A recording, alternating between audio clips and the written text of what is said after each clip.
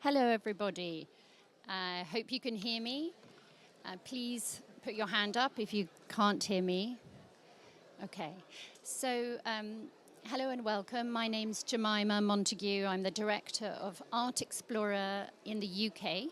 Not many of you know that we actually have an office in London. And like our French colleagues, we share the mission to make art and culture more accessible to everyone. We develop programs that innovate forms of engagement, and we share programming also with French colleagues, such as the European Award, our annual program of awards to reward organizations that are developing pioneering and innovative approaches to audience engagement and development. And this is now open for applications for 2025, so we encourage you all to apply. And in fact, we have some shortlisted and winning projects here amongst our panelists from previous years. So before I introduce the panel, I want to say that obviously I'm speaking in English, and three of us are English speakers, so the discussion will be in English. There will be some introductions in French, but please choose whichever channel is most comfortable for you, language-wise. I'm going to introduce briefly our panelists, and then they are going to spend a short time introducing themselves and their organizations. So I'm delighted, first of all, to introduce on my right Helen Charman, who's the director of Young V&A. We have on my left Agnetom Biswas, who is the senior manager for non-profit NGO partnerships from the Museum of Solutions in Mumbai, so a wonderfully long-distance traveller to the conference today, and Naomi Gira, who's from the Musée Carnavalet and the chef de service public. We're going to start with Naomi giving a short introduction to her work at the Musée Carnavalet. And I very much hope our fourth panelist, Bruno Macquart from Universcience, will be able to join us soon. So, over to you, Naomi. Merci beaucoup. Oui, du coup, je vais faire ma petite présentation en français, mais on pourra ensuite échanger et discuter en anglais. Voilà, mais j'ai choisi le français pour la présentation, considérant que vous étiez majoritairement francophone. Donc, le musée Carnavalet, je vais redire quelques mots. Même si peut-être certaines personnes parmi vous en ont entendu parler. Le musée Carnavalet est le musée de l'histoire de Paris. Il est situé dans le Marais, dans 2 hôtels particuliers. Et j'ai toujours un petit souci au système avec le double son quand on s'entend parler dans le casque et le bruit derrière. Donc désolé, je vais juste prendre un tout petit temps pour m'adapter à cet environnement sonore. Donc le musée a ouvert ses portes en 1880. C'est un musée très ancien. Qui aujourd'hui présente un parcours permanent de 4000 m², 3800 œuvres, qui racontent l'histoire de Paris de la préhistoire à nos jours, avec des œuvres... Ah, merci beaucoup. Mais je crois que Maxime a tout mis sur une slide. C'est ça, merci Maxime.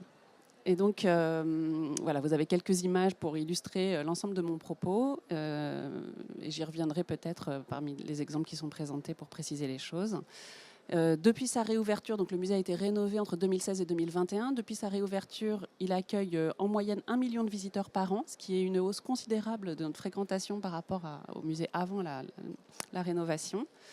Et en termes de public, de diversité des publics, c'était un musée qui était déjà très fréquenté, pardon, ça saute, le son saute dans mes oreilles, très fréquenté par les touristes internationaux, les groupes scolaires, puisque c'est également le musée de la Révolution française, j'y reviendrai rapidement tout à l'heure. Et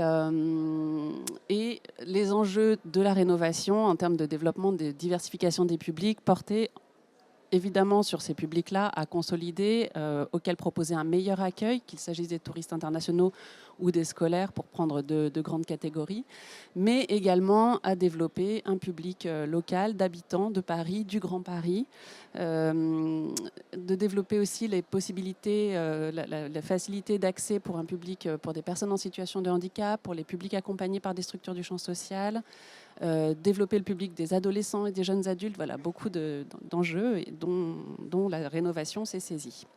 Donc, cette rénovation a été portée... Ah, je voulais mettre le chrono, les premiers 5 minutes.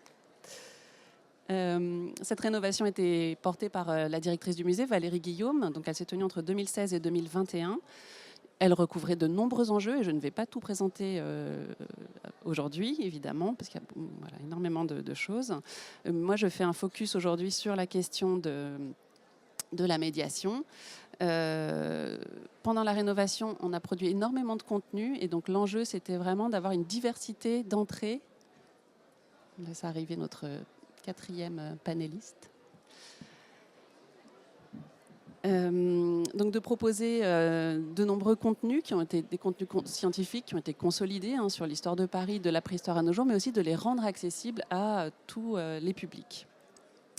Et donc un des enjeux au sein de cet écosystème de médiation, ça a été vraiment la démarche d'accessibilité partagée, démarche de conception universelle qui a été portée par le musée, avec la mise en œuvre de plusieurs niveaux d'accessibilité. On en voit quelques-uns sur les images qui vous sont présentées. D'abord, des textes simplifiés qui sont proposés dans toutes les salles. Donc, sur les panneaux de salle, vous voyez un exemple ici. Cette partie du panneau de salle, sur chaque panneau de salle du musée, on propose une version simplifiée du texte de la salle. Pour donner les principaux repères pour des publics non connaisseurs, pour des publics qui n'ont peut-être pas le temps, pour des personnes en situation de handicap visuel, psychique, cognitif. L'idée vraiment avec ces textes simplifiés qui sont transcrits en braille, qui sont traduits en anglais et en espagnol, c'est de poser les bases d'un accès qui puisse être partagé par tous. Deuxième niveau d'accessibilité, ce sont des lutrins qui sont plus proches des œuvres. Maxime ne m'a pas gardé d'exemple de ces lutrins dans les visuels, mais c'est pas grave. Ce sont dans le même esprit des dispositifs. Il y en a 75 dans l'ensemble du parcours. Donc vous voyez que vraiment l'enjeu, c'est un parcours de visite qui peut être partagé par tout le monde grâce à ces outils. Ces lutrins proposent des textes plus proches de certaines œuvres en version simplifiée, avec également du braille. Et puis ici, des éléments à toucher, à écouter, une approche multisensorielle qui est favorisée. L'enjeu de cette rénovation, en termes de médiation et d'accessibilité, ça a été vraiment de proposer un musée qui puisse être visité par tout le monde ensemble, c'est-à-dire de ne pas discriminer les publics, de ne pas proposer des outils spécifiques pour un type de public, mais d'essayer d'avoir vraiment une approche et des propositions dans le parcours permanent qui permettent à tout le monde de piocher, d'avoir un accès au contenu et à la compréhension des œuvres présentées. Donc cette expérience multisensorielle et les textes simplifiés sont essentiels pour les publics en situation de handicap, mais également sont des atouts pour tous les visiteurs. Et on le remarque aujourd'hui fortement, les textes simplifiés traduits simplement, pour prendre l'exemple des touristes internationaux dont j'ai parlé, ou des publics du champ social, par exemple en apprentissage du français, qui vont se rejoindre ici sur l'utilisation de ces outils. Les textes simplifiés qui sont en français, traduits en anglais et en espagnol, peuvent être intéressants, on l'imagine bien, pour l'ensemble de ces publics. Et puis à cela s'ajoute, et donc je viens plus près de mon sujet, un troisième niveau qui est l'accrochage à hauteur d'enfant. Donc quelques images de cet accrochage sont présentées ici. Ça a été vraiment une volonté très forte de Valérie Guillaume, la directrice du musée, de porter ce projet d'un accrochage d'œuvres originales dans le parcours permanent du musée. Donc ici, le choix, ce n'est pas un espace dédié aux enfants, même si ça aurait été super d'avoir également cette proposition. C'est d'avoir un accrochage à hauteur d'enfant dans le musée et que cet accrochage à hauteur d'enfant puisse vraiment permettre à des familles, à des groupes scolaires, à des publics, à des parents, des grands-parents. Donc on rejoint aussi le sujet de l'intergénérationnel qui est le sujet de cette table ronde, de faire la visite ensemble. Cet accrochage à hauteur d'enfant, il est accompagné, et vous en avez un exemple ici, de cartels qui ont été écrits pour les enfants par le musée. Donc les petits textes sur les cartels sont rédigés à destination des enfants, mais on s'adresse dans ces textes à un collectif qui peut être l'enfant, sa famille, ses frères et sœurs, son groupe scolaire, ou d'autres visiteurs qui ne seraient pas des enfants, mais qui vont lire ces cartels également. Parce qu'on sait que les publics des musées aiment aussi beaucoup pouvoir s'appuyer sur ce type d'outils. Donc, déjà dans un parcours enfant, l'intergénérationnel quelque part est présent. Et on a par ailleurs proposé à des enfants, et c'est l'exemple que vous voyez, donc de petits dessins sur le cartel, de dessiner en s'inspirant librement d'une œuvre. Et donc, on va avoir comme ça dans tout le musée, donc 10% des œuvres, ça veut dire dans chaque salle, s'il y a 10 œuvres, il y en a au moins une à hauteur d'enfant. S'il y en a 20, il y en a au moins 2, etc. Donc, dans toutes les salles, vous avez cet accrochage à hauteur d'enfant, plus bas sur les cimaises, plus bas sur les socles, sur les vitrines ou sur les socles pour les sculptures, plus en avant des vitrines pour d'autres. Voilà. Et je vais m'arrêter là pour cette petite introduction. Mais voilà, je voulais juste insister sur ce fait que pendant cette rénovation, on a posé un socle commun dont l'objectif c'est d'être partagé par tous et qui fasse du musée un lieu vraiment partagé du collectif. Voilà, je vous remercie. Thank you, Noémie. And welcome, Bruno. I'm glad you could join us in time for each of the museums to give a little insight into what they're doing. And of course, we're gathered here this morning to discuss some really pioneering and innovative ways that museums are responding to the next generation, this serious challenge of how museums can stay relevant to young people, how you design and create spaces that are appealing, are relevant, and connected to the interests of the next generation. And at the same time, we all know that our core audiences are often people of our generation and older, and we want them to stay loyal and connected too. So it's really thinking about that intergenerational approach, making sure that we are really thinking about different segments of our population at all times. So I'm now going to hand over to Anyatom from Mumbai to tell us about the Museum of Solutions. Yeah. 1 second. Bruno, I might need your help. Okay. Good morning. Namaste, everyone. Bonjour. Hello. First of all, a high five to everyone. My name is Anyatam. I'm the Senior Manager of Partnership. So basically, at Museum of Solution, it's a just 2 years old organization. We are a baby children's museum, one of the youngest in the world right now. I am around, you can say I'm a child in an adult body, and I hated museum from my earliest days. So Museum of Solution, we are a group of people who are kind of misfits, and we realized that there's something wrong with our education system, and we have to fix that. But how do we do it? Because let's say, who designed the schools? Who designed school curriculum? Who designed museums and museum experiences? Do we have kids to talk about that? So starting from that point, we kind of worked on this project for more than 6 years. And in 2024, in November, we finally opened our doors to public. As a kid, I don't believe in talking too much, so maybe we can look at a video to understand our museum better.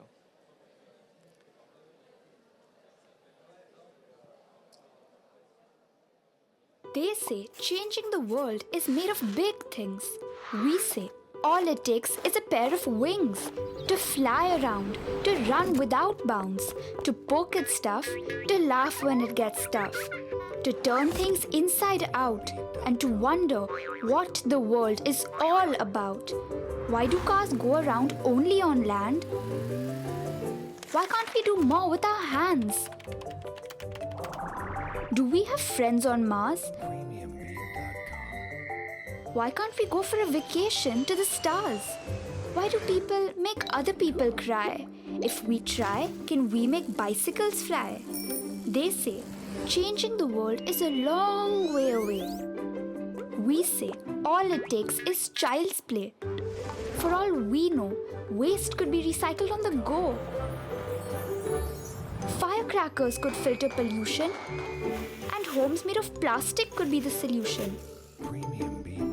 Microchips could solve world hunger, and the water crisis might not last longer. Robots could be friends, and free internet could be more than just a trend. It's really not that hard if children try. And here, we make sure they keep asking why. All children, ideas and answers alike. It is at the Museum of Solutions that their dreams come to life. Yeah. So as I was saying, that we really do believe that children can change the world. And how we do it in our museum, adults are deprioritized. We don't want adults. We don't want adults to talk much. So when you enter our museum as a kid, you will be celebrated as a change maker in the world. We believe that you have everything, all sort of possibilities and power in your hand. It's just that we will enable you. So the museum is basically, we do not have any collectibles. We do not have our own painting or sculpture.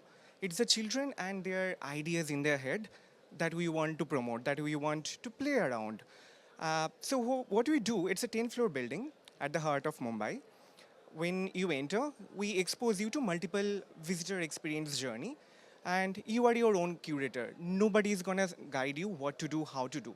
There are instructions, very soft touch points in terms of how you can make the best out of it.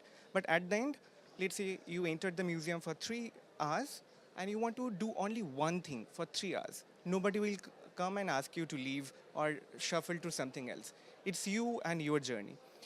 Let's have a look at some other video before we go ahead. Dub dub dub dub dub paye kul kul kul kul kul kul le de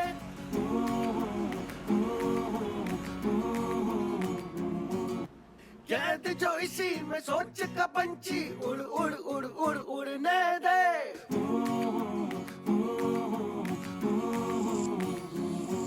ओ हटा जो पर्दा गजब दिखेगा नजर में तेरी असर दिखेगा ओ हटा जो पर्दा गजब दिखेगा नजर में तेरी असर दिखेगा ओ दिख दिख दिख दिख दिखने दे ओ दिख दिख दिखने दे दब दब दब दब दब पाए कुल कुल कुल कुल कुल ले दे dub dub dub dub dub paye kul kul kul kul kul le le dub dub dub dub dub paye kul kul kul kul kul le le dub dub dub dub dub paye So, as I was saying, children do not need to wait to become an adult to make an impact on our planet. When we talk about sustainable development goals, when we talk about climate change, these are, as a kid, this is a very boring point. What if, as a kid, I'm throwing a plastic bottle in the ocean? The bottle is not going to come back to my house, right? So I'm not the victim. So why should I care about it? So in this museum, we actually push children to think beyond. But we don't put that burden that they have to change the world today. How do we do it? Let's say you entered the museum, we expose you to different floors. It's a 10-floor building. Let's look at the play lab, which is marked in red color. So here we are gonna play with, let's say, air, water, gravity, your own body. And you will be exposed to science, technology, engineering, mathematics, and arts. While you do all this, let's say we go to the next floor, the Discover Lab, marked in blue here. We talk a lot about sustainable development goals. Why water is so important for humans and how we can protect it. Do you know how much water you are consuming every day? Do you know what's the water cost of your pant that you are wearing? Why rivers are dying in Mumbai and how do we take care of it? We worked really closely with multiple communities, the fishing community in Mumbai, because we are next to the coastal line, but our children community, they don't know much about it. So we have a boat, a real life boat, and children will enter that boat and they will learn different types of knots of the fishing net and at which month in the year, what kind of fishes they can catch, the fishing community. Unfortunately, it's a very sad reality that they don't catch any fish anymore. These are only plastic bottles. So as a kid, when you learn and you go through this process, you will understand if you throw a plastic bottle in the ocean, you are not the victim is someone else. So how we can help them out. So this floor will leave you with this kind of thought. With that, let's go to the next floor, which is marked in yellow right here. We call it Make Lab. We will explore woodworking, 3D printing, prototyping. Basically, it's a solution building floor. You have some idea, let's do it. So you can imagine that it's going to be some sort of creative lab where you are allowed to do anything. You can make, you can break, you can shuffle things together. You can work with some another kid who is making, let's say, working on a filmmaking project. So, and the next floor talks about Grow Lab. Grow Lab is basically about sustainability, climate change, soil, and water. The point is, do we actually think about soil? After eating half of an apple, we throw it sometimes. Do we know how much time does it take for a plant to grow that apple? So if I'm throwing it in the dustbin, I'm throwing 6 months of hard work by a plant. So we want children to think about all this and come up with their own solution. So after all this journey, this is our last year's impact. We have hosted more than 200,000 children. And I'm talking about just 1 year of our operations. We have partnered with more than 60 government schools, and we run more than 30 programs. These programs can be workshops, camps, late night events, maybe, and most importantly, our flagship program, Future Makers Fellowship, which is basically, let's say you have a problem, let's come to this museum and solve it. But this problem is not necessarily going to change the planet. It can be as simple as that, hey, I don't like to do maths. What can I do about it? Maybe I'm getting bullied. Maybe my friends shout at me all the time. Or maybe I'm a little nervous when so many adults look at me. So maybe I have to work on my public speaking. Yes, why not? So whatever problem matters to you, let's work on that. And we are incubating this kind of programs. So last year we have hosted around 200 fellows, children I'm talking about, 6 to 16 years of age group.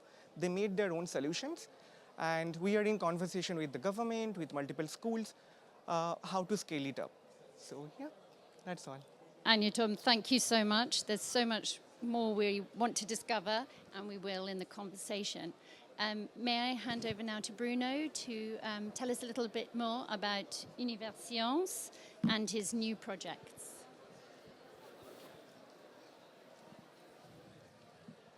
Merci beaucoup et pardon pour mon retard. Je vais m'exprimer en français si ça ne vous ennuie pas.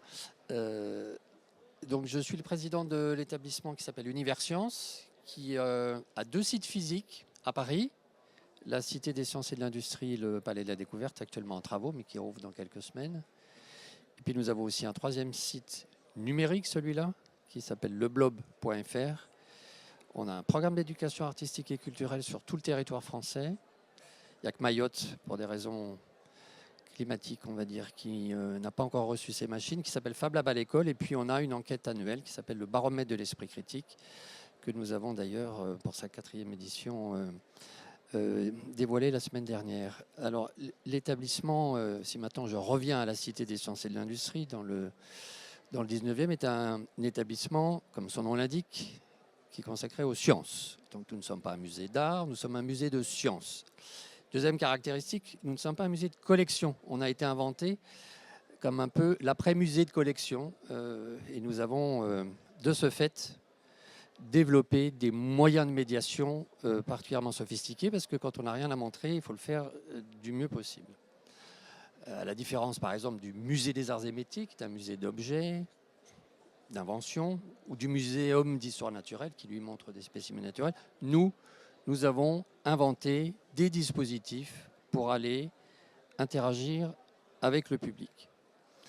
Et évidemment, avec le public jeune. Chez nous, les moins de 26 ans, c'est plus de la moitié du visitorat sur les 2 sites confondus. Donc nous sommes, j'allais dire presque d'abord et avant tout, un musée pour les jeunes générations. On va commencer par le premier équipement que les Français connaissent, puisqu'il s'appelle la Cité des enfants, la Cité des sciences et de l'industrie. On en a ouvert il y a plus de 30 ans. Et aujourd'hui, on a même les jeunes parents qui sont venus quand ils étaient gamins et qui aujourd'hui amènent leurs enfants. Donc on a une belle histoire générationnelle, puisque ça fait encore une fois plus de 30 ans qu'on fonctionne. Et on a d'ailleurs largement inspiré des équipements à l'étranger. Le dernier en date, c'est à Taïwan. La Cité des enfants, nous la faisons avec des scientifiques. Ça, c'est aussi une caractéristique importante. Nous nous entourons toujours d'avis d'experts sur le développement cognitif de l'enfant, sur le développement affectif, le développement créatif de l'enfant. Nous avons d'ailleurs, au bout de 30 ans, décidé de rénover la Cité des enfants. Alors pourquoi? Parce que d'abord, elle avait vieilli, même si on l'a régulièrement modernisée. Alors l'avantage avec les enfants, c'est qu'ils peuvent voir 10 fois la même chose, ils ne se lassent pas, à la différence de nous autres. Mais quand même, à un moment donné, il était important de le rénover, la Cité des enfants, aussi pour une raison simple, c'est que les enfants ont grandi. C'est-à-dire qu'un gamin de 10 ans il y a 10 ans et un gamin de 10 ans aujourd'hui sont différents. Et en fait, on a une maturité, un processus de maturité qui a changé. C'est notre analyse. Et qu'auparavant, on allait de 2 à 12 ans et maintenant, on va aller de 2 à 10 ans.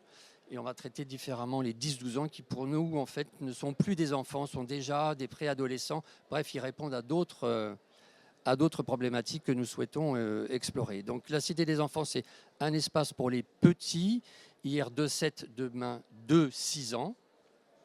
Et puis un espace pour les grands, hier c'était 5-12 ans, demain ce sera 5-10 ans. Vous voyez qu'il y a un petit overlap, parce qu'il y a des enfants qui sont plus ou moins mûrs, il y en a qui sont plus grands que leur âge et d'autres qui sont un peu plus bébés. Et puis il y a aussi les fratries. Parce que cet équipement qui fait plusieurs milliers de mètres carrés et 833 000 visiteurs la dernière année de fonctionnement complet avant travaux, donc c'est une gigantesque machine, eh bien on y va avec des adultes. C'est pas du drop your kids, c'est un moment, un espace de co-éducation. Alors les parents, ils peuvent être assis dans un coin à faire autre chose, ou bien ils peuvent être interpellés par l'enfant ou décider d'interagir avec l'enfant. C'est un moment de coéducation où on laisse en fait parents et enfants libres, mais ils sont ensemble.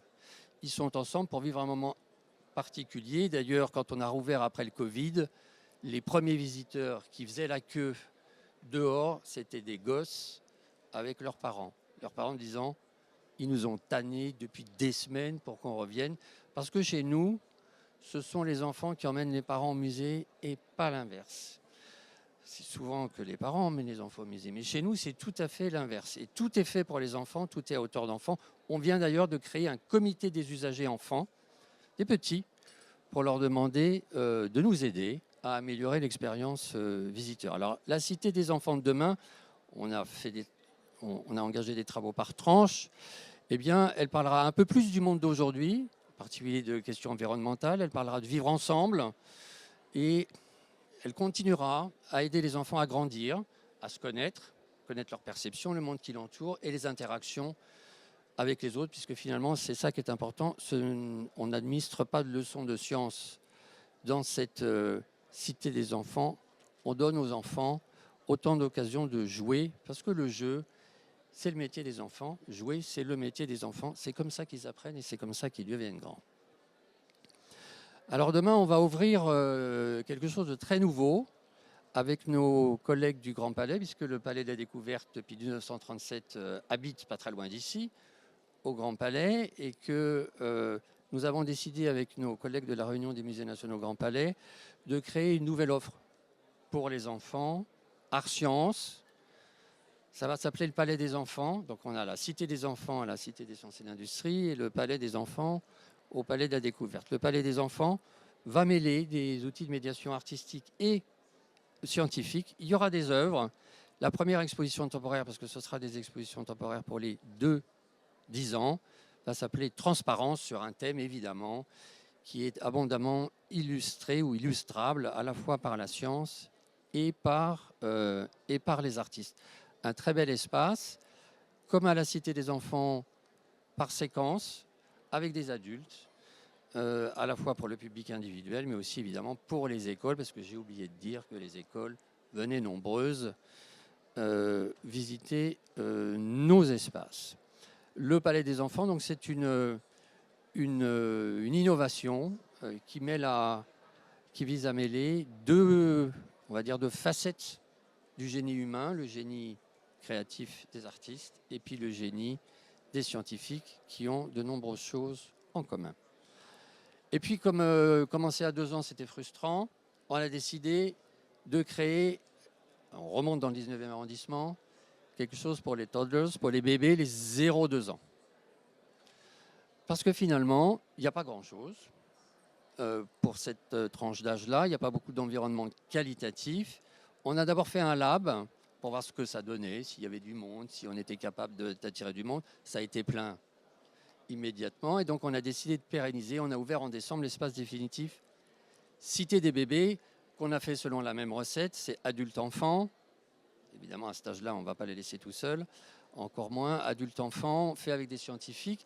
La caractéristique, pas d'écran,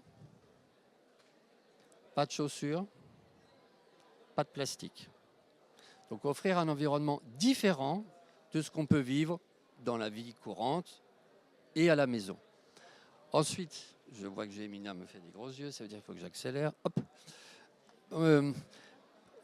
Et pour continuer à innover, on vient de lancer un format nouveau qui s'appelle ma première conférence. Les conférences pour les enfants. Habituellement, les conférences, c'est pour les adultes. Mais là, on a décidé, et on a convaincu des scientifiques de venir parler de sujets scientifiques à des petits-hauts, d'abord pour les scolaires, et on lance la première conférence, ma première conférence pour les familles dans quelques jours. Parce que les sujets sont nombreux qui intéressent les enfants, et ça nous permet aussi, évidemment, de parler de nos expositions temporaires, parce que j'ai oublié de dire qu'on avait des expositions temporaires pour les enfants. En ce moment, on a dansé, et on a chien et chat qui ne désemplit pas. Et puis enfin, au planétarium du Palais des Découvertes, nous expérimentons des séances avec les petits pour leur apprendre à regarder le ciel et à lever le nez, ce soit pas toujours sur les écrans. Et puis si là, on va vers les jeunes adultes, puisqu'on n'oublie pas aussi les jeunes adultes qui sont une frange importante du public, que chacun dans nos musées, on essaye d'attirer. Jeunes adultes, chez nous, c'est 15-30 ans. Et on a décidé d'investir sur le jeu vidéo. On a un espace permanent sur le jeu vidéo. Et quand j'ai 2 ados qui me croisent dans le hall, en général, c'est pour me demander où est l'espace sur le jeu vidéo. Et puis enfin, là, pour les adultes de plus de 18 ans, on a organisé, là non plus, on n'est pas les seuls à le faire, mais ça marche très bien chez nous, ce qu'on appelle les silencieuses.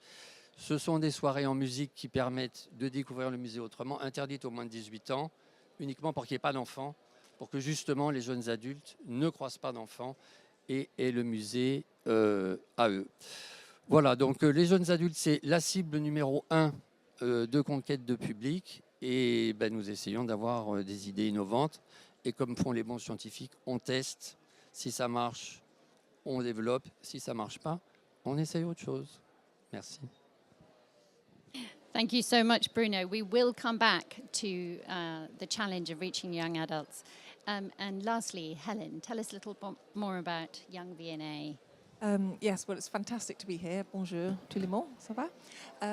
Actually, I'm going to tell you a little bit about Young V&A, but my slides and the conversation, what I'm bringing today, is much more to the last point about working with young people, 16 plus, Gen Z. But I'll talk a little bit about Young V&A in the first instance. So we opened in fact, who's been to the main V&A in South Kensington, the mothership? Put your hands up. Okay, a small number. Who has been to Young V&A? Okay, all right, you all need to come to this museum. It is a museum of joy. We opened in July 2023, and to your point, we did a countdown when we were opening, 10 seconds to 10 a.m. We had a queue of kids, children, and their adults. This queue stretched right the way back from the entrance of this beautiful, completely refurbished, beautiful building in East London, right the way back past the park, along the road, Bethnal Green Road, Cambridge Road, right down to the Tube. I love a bit of performance, so we started a countdown like a rocket ship.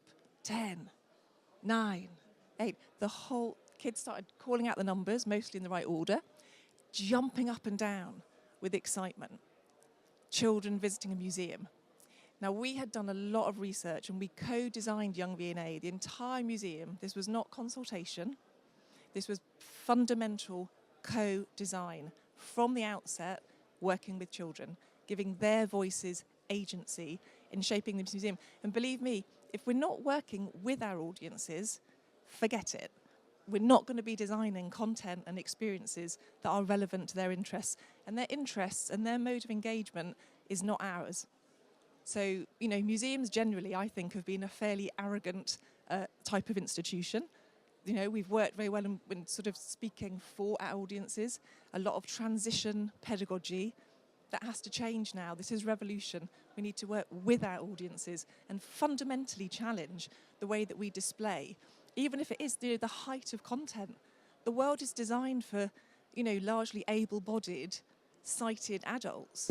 That, this is not inclusive design. Museum of Solutions is a fantastic example of some of that shifts. And when you come to Young V&A, you will see revolution at the level of museum. So anyway, we jumped them down. We did some research with kids. One of the questions we asked them before we opened was, when we say the word museum to you, what do you think? What do you think? What do you think nearly 40% of children said when we asked them, when we say the word museum, what do you think? I'm not going to answer that. You tell me. Yeah. Yes. Boring. I don't know what that is in French. Ennui? Ennuyeux. What an indictment of our sector. Come on. Nearly 40%. So if that's not a clarion call for total revolution, well, kind of 40% revolution in our museums, I don't know what is. So there are fantastic projects. Young V&A is only one of them. Palace of Children, Museum of Solutions, the brilliant work that's happening, across all of the panel and across the sector. It's a really exciting time. So, Young V&A, great. Please come and visit. You'll see us doing things differently in ways that matter. But actually, what I want to talk about, and maybe more in the discussion, is the work we're doing with Gen Z and with young people and with youth collectives, because they are a harder audience to reach. And sometimes it's really hard to hear what comes back from those young people. So we're really working very hard to integrate youth collectives through a co-design or co-working model. So that might be co-design, might be working with architects on a new exhibition or a new display. It might be co-curation, actually right at the level of curating content. It might be co-programming, but the clue is in the name. It's working with and not for. And honestly, it means that some people have to surrender some authority. And it doesn't mean, there's a phrase in English, throwing the baby out with the bathwater. It doesn't mean that, object scholarship, everything we know about the way that brains learn, active learning, we don't lose all of that by working with, but we have to think differently. And the last point I'll make, and then we'll get into the discussion, is generally the orthodoxies of museum learning are predicated on learning through looking. This is only one, I know that sounds really obvious, that is one way that we learn. But actually, to your point about, we learn through play, we learn through doing. When you come to Young V&A, kids will be dancing over the threshold. It's an active museum. It's a place for questioning, for chatting, for dancing, for wrestling on the floor, for curiosity. We are embodied creatures. So again, these orthodoxies of how we display and how we engage have to be fundamentally challenged while still retaining all of that absolutely, really important kind of object scholarship around the collections. It's easier with science.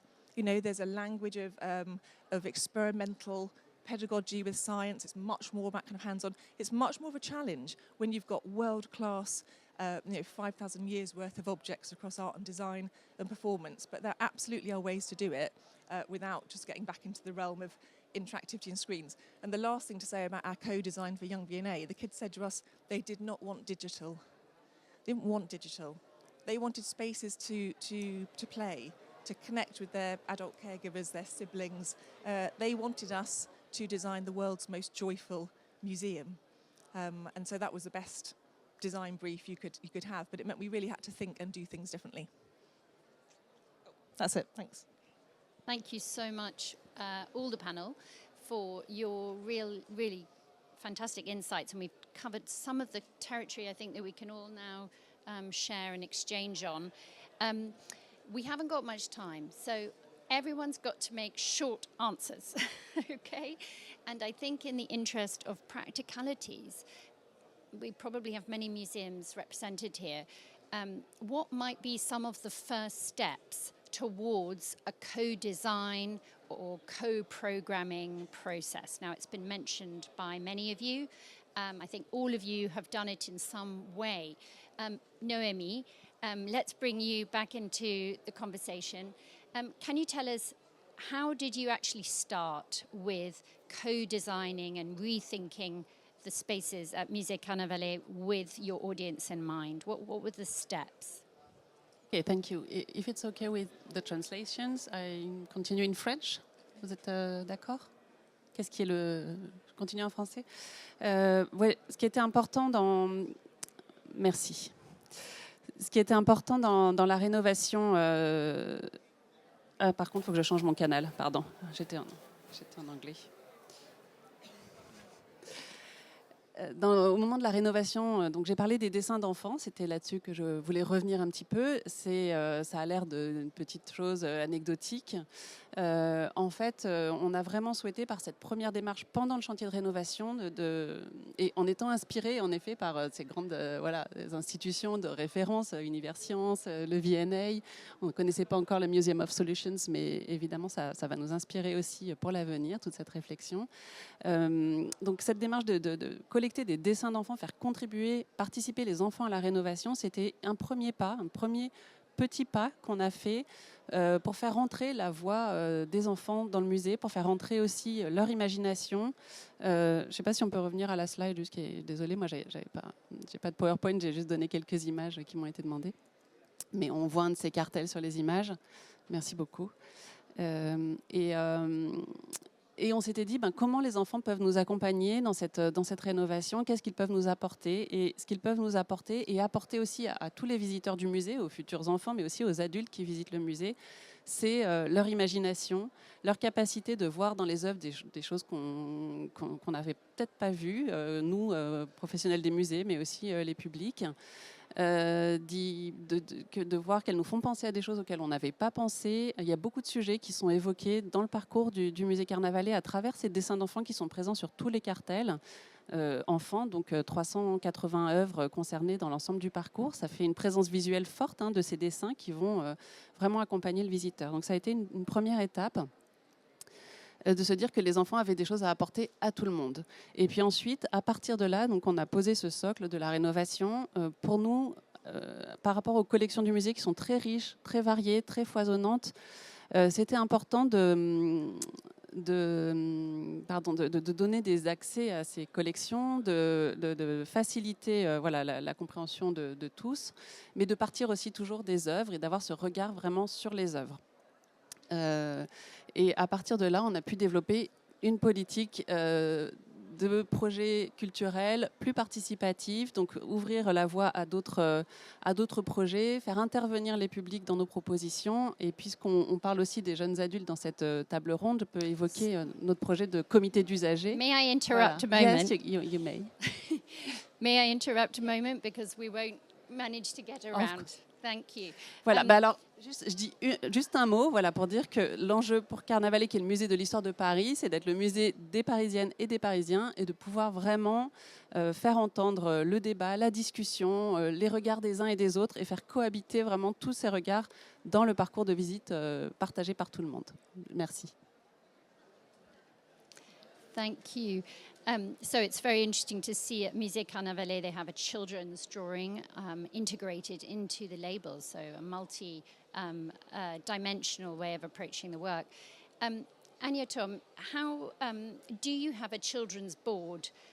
How does the co-creation work or the co-programming with children and young people work at Museum of Solutions? Okay. How do we judge children's performance? By exams. As a museum professional, where is your exam? And who designed the question paper? So at Museum of Solution, we have a children's board who guide us. So when we put up any kind of program or any kind of installation or exhibit, we try to determine what's the outcome. So Museum of Solution, it's a concept. We don't have any collectibles, right? So change in your action, change in your behavior is the outcome that we are looking at. So everything that we do in our museum, it can be an art installation, immersive experience, or maybe you are just making a drone with AI which can deliver some package to your house. Everything has to work towards change-making process and the planet to be a better place.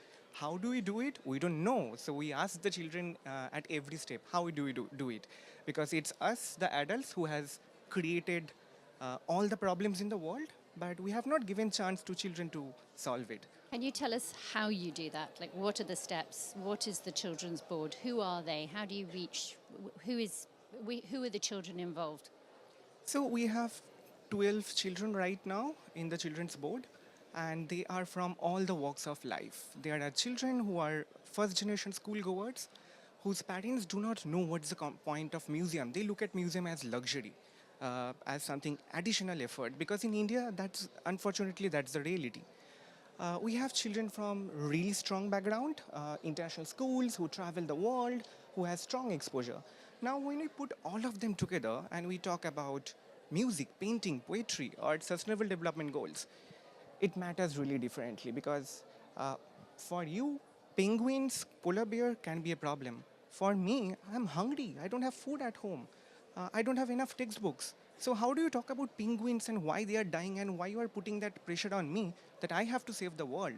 My problem is my problem, so let me solve that first. So how do we do it? We break it down. We give them the knowledge. So there's a monitoring and evaluation framework. We call it M&E. In the West, the term is known as MERL, Monitoring, Evaluation, Research, and Learning.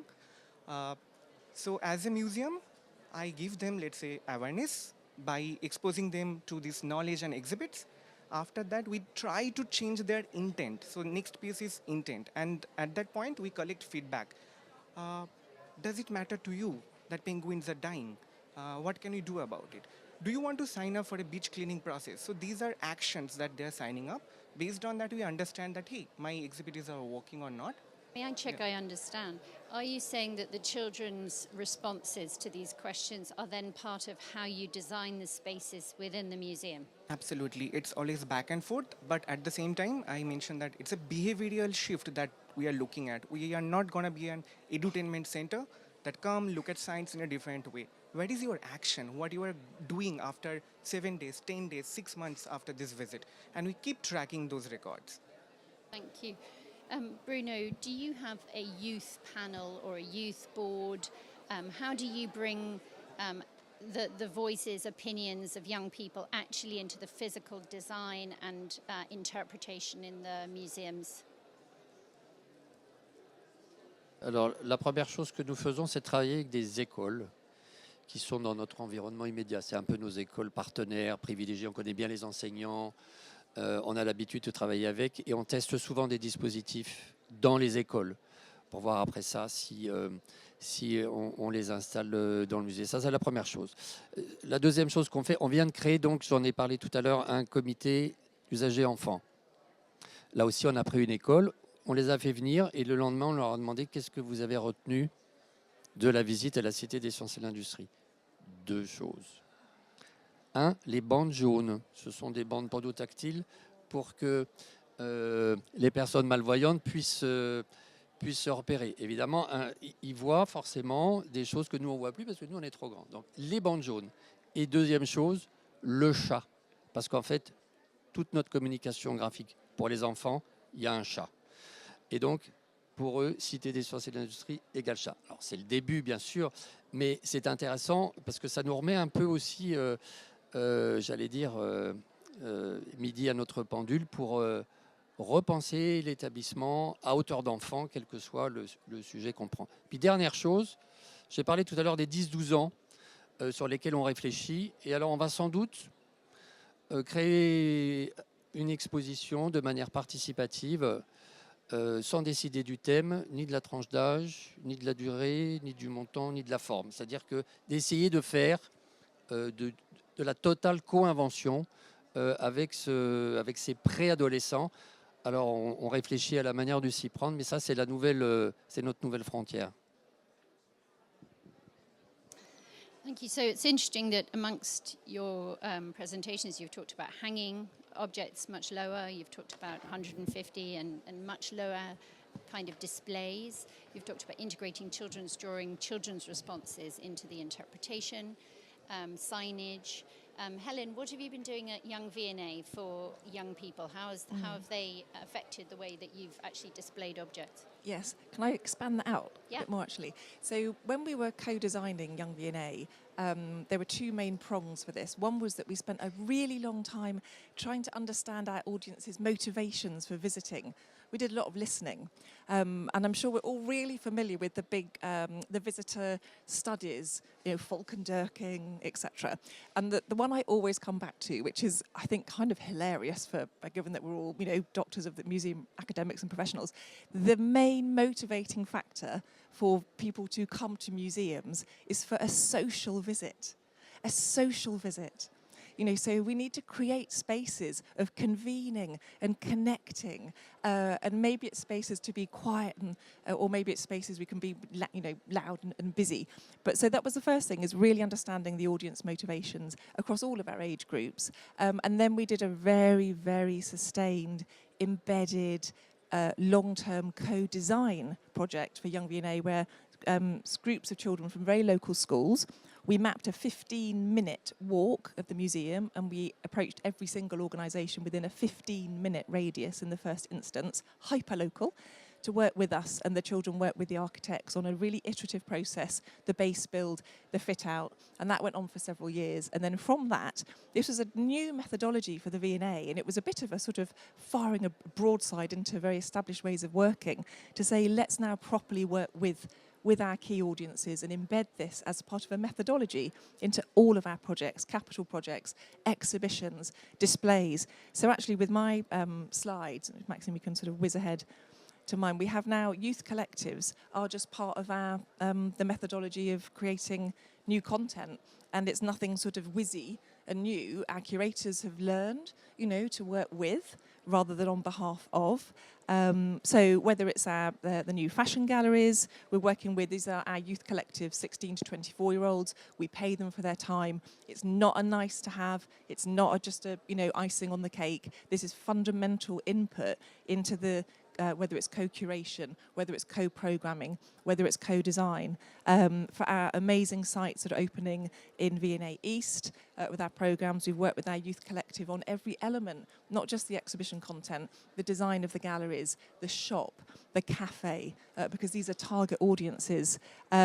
For young V&A, younger children, 10 to 14-year-olds, we work in partnership with youth groups. They also do programming. We just had a phenomenal event last week, which was a big festival for children who are deaf, disabled and neurodiverse. There was a sensory disco, there was a parade.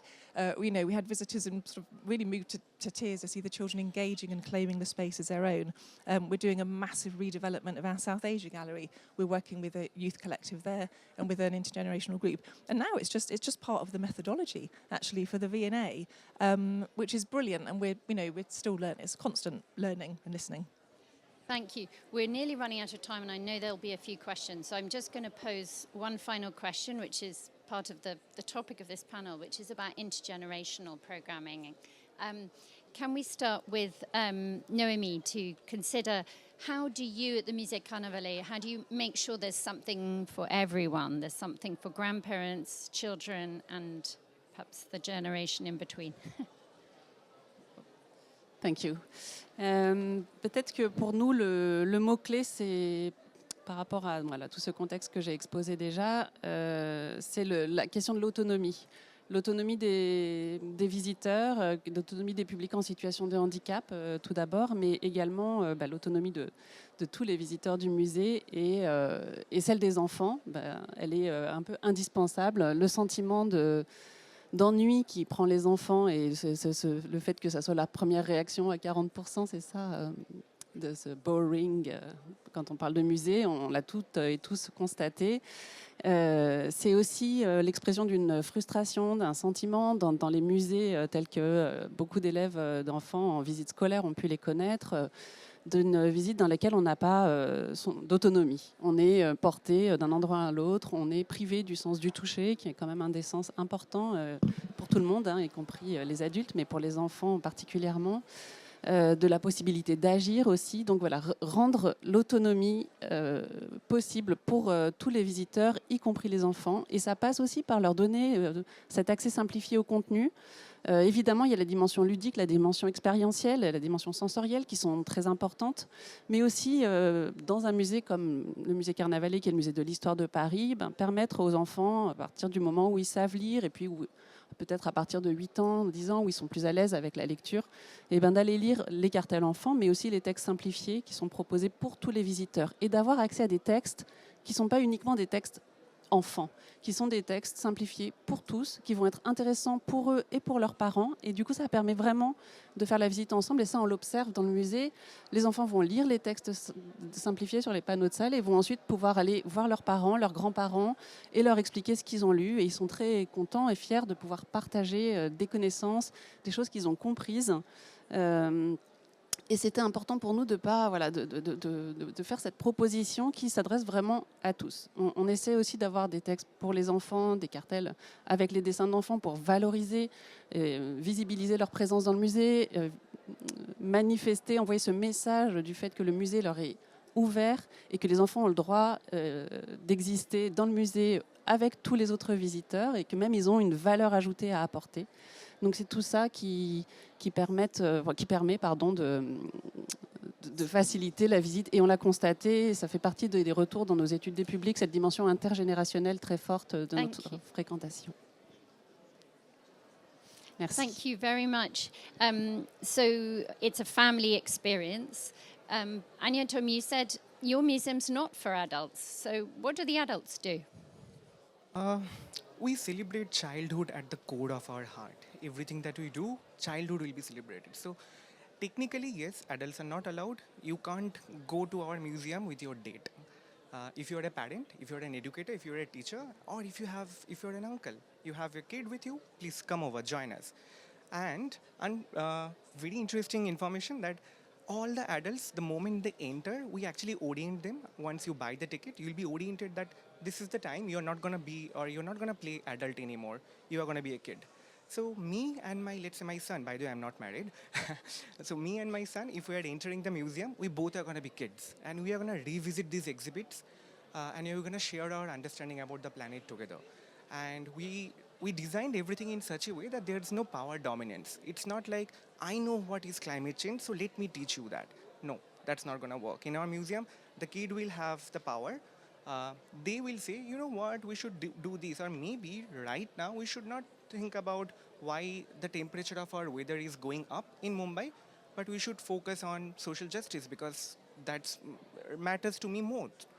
So it's basically like dimensions, conversations, and our museum is known for different types of customized experiences in the context of children, in the context of Mumbai as a living city.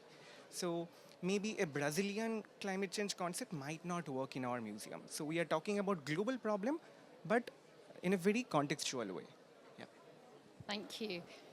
Bruno, I know that you've developed some programming for older people. How does this connect with your younger audiences? Can you tell us about that? Alors, je vais donner un exemple d'exposition transgénérationnelle. On ne l'avait pas fait exprès d'ailleurs. On a fait une exposition sur le cancer, sur les cancers d'ailleurs. Tout le monde sait ce que c'est. On est nombreux à avoir quelqu'un dans la famille, un ami, un collègue qui a eu ou qui a un cancer. C'est malheureusement une maladie très répandue. Ce sont des maladies très répandues. Et on a décidé, après y avoir réfléchi de nombreuses années, puisque le sujet fait peur à tout le monde, y compris aux muséographes, de faire une exposition sur les cancers. On l'a faite pour les adultes, en parlant des traitements, de l'expérience individuelle, évidemment de la recherche, puisqu'elle est très dynamique dans ce secteur. Et quelle fut pas notre surprise de voir des visiteurs, les grands-parents, les parents, les enfants, ensemble visiter l'exposition. Pourquoi ? Parce que l'exposition, elle permettait de mettre des mots sur une expérience très intime, d'expliquer qu'on n'était pas tout seul et qu'en fait on appartenait à un groupe et que, ma foi, dans la maladie, certes c'est une expérience très singulière, mais il y a d'autres gens qui sont passés par là aussi et qu'on a vu des mamans, des papas avec les petits, des fois très jeunes, venir dans l'exposition parce que l'exposition est devenue en fait une espèce de plateforme qui permettait d'engager un débat sur une question douloureuse et pour laquelle on n'est pas forcément outillé. Il y a très peu de choses sur les cancers destinés aux enfants, très peu de choses. Et cette exposition, en fait, elle a joué ce rôle-là et ça a été pour nous un moment très fort de voir qu'on avait 1, 2, 3 générations ensemble qui visitaient cette exposition dans un silence absolu, pas comme ici.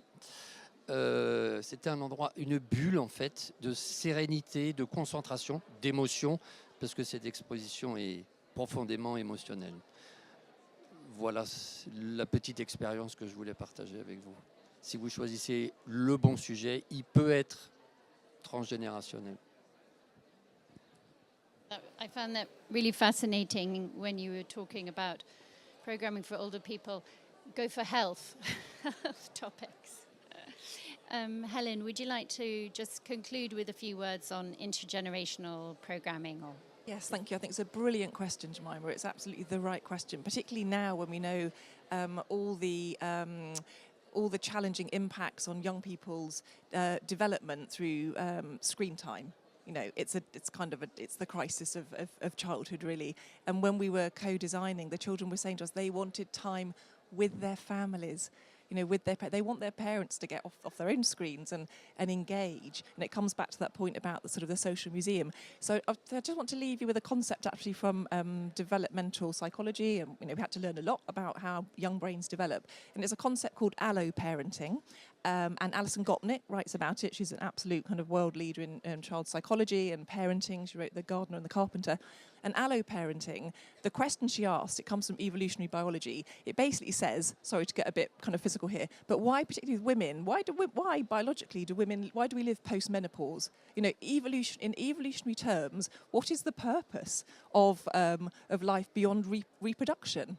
And the answer is this concept of allo-parenting. You know, it takes a village to raise a child. The experience of, the wisdom we gain through age is invaluable for raising those children.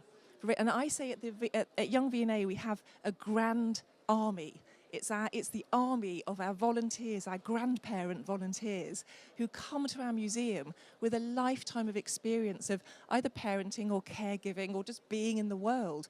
And the museum is a place where we can connect and share and really value actually that experience of the intergenerational conversations. And this last piece, the South Asia galleries that we're redeveloping at South Kensington, we have a young person's collective, but we also have a multi-generational collective, because also there are the oral histories, that rich cultural heritage, which the museum again can value, can acknowledge, can bring into the development of the displays. And we know that there are fewer and fewer public and civic spaces for human connection and connection between families. And you only have to go out for supper somewhere, look at the family on the table next to you, kids will be on the screens, parents will be on the screens, there's not a lot of engagement, interaction, and museums have an amazing and really invaluable role to play actually in providing those spaces of connection and sharing and exchange. thank you so much to all our panelists for great insights into this, into channel confusion. We have a very short time for a few questions, so please target your questions to one of the panelists. And any questions from the audience? We have a gentleman here.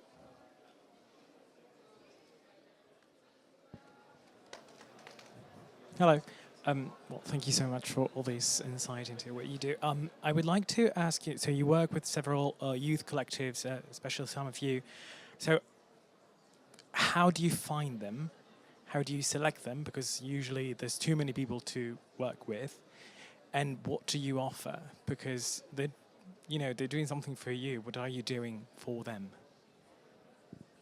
Yeah, I can answer that because we have one of the most rare organization which has a children's board which is governing this building or the organization. How do you do it? We don't take the pressure of curating this list of these 12 kids, who they are, where they are coming from. There's an application process, it goes out, and then randomly we shortlist 12 children. The only parameter is there has to be some sort of equal distribution or representation of social economic class. That's all. Because if you're filtering only the finest kids who can talk well, who are smart, you are already cutting down your visitors in terms of their representation. So does that make sense? And what we give them in return, it's basically a lot of visibility, the treatment or the feeling of being empowered, that because, hey, this chair is for you, you take the decision for us. We don't know, like option A, option B, which one is making sense to you. That matters a lot for a children because nobody listens to them. They feel powerless. So we give them that power. At the same time, there's a certificate. We are also planning to put our panel names on our website. And when you enter the museum, there will be a board which talks about this year, these 12 children are going to guide us. So as a human being, when you enter, you know these are the 12 stars which are going to guide this experience for 3 hours. Anyone want to add anything to that? Just very quickly. So we have two different approaches because it depends on the age of the children. So for the young collective at Young V&A, we work in partnership with youth clubs. And so because the children are younger, they don't have the same kind of independence at 10 years old to be kind of turning up after school kind of on their own. So that's much more, those children are sort of nominated through the partner organisations. And then we structure the activities really to align with their availability. For the youth collectives, the 16 to 24-year-olds, it's an application process and we pay them because it's not volunteering. You know, the difference for us is volunteering is the thing that you can still run your business and meet your targets without it, but it enriches the experience in a reciprocal, mutually beneficial. For the youth collectives, this is input that we cannot do without. So, and we make sure not only, it's not that it's transactional, but we also then work with the youth collectives, say, what else do you need for this? Is it support for developing your portfolios, your CVs, interview practice? You know, what are the professional skills we can help you develop? And so we're very mindful of this needs to be mutually beneficial, but actually it's really important as well that they are paid for their time. So it's two different models. Just to add one point here really quickly, unfortunately that's something we wanted to do, but in India, in terms of legal aspects, we are not allowed to pay to kids. It comes under child labor law. So we can't do that. In exchange, we offer them opportunities, whatever they want. That's really interesting. One last question. Does anyone have a last question? And if we don't, you can come and find our panelists afterwards. Thank you so much for your time and attention, and particular thanks to all the panelists, Naomi, Anya, Tom, Helen, and Bruno. Thank you. Thank you. One last mention is at the Art Explorer stand, that's C11, we have a demonstration of the Art Explorer Academy straight after this, and at 3:30 we will show you Time Odyssey, which is a new digital adventure learning experience for kids and museums. So please come and join us. Thank you.